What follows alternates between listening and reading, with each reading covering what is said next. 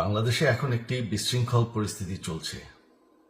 সারা দেশে আমাদের ভাঙচুর হচ্ছে, লুটপাট হচ্ছে, আমাদের শহরের বাইরে আমাদের নেতাকর্মী, আমাদের আওয়ামী লীগের নেতাকর্মীদের উপর হামলা চলছে, অনেকে হত্যা করা হয়েছে।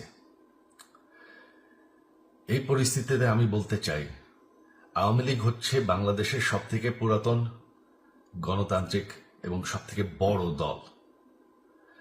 আওয়ামী লীগ কিন্তু মরে যায়নি। আওয়ামী লীগ এই দেশকে, বাংলাদেশকে স্বাধীন করেছে। আওয়ামী লীগকে শেষ করা সম্ভব না।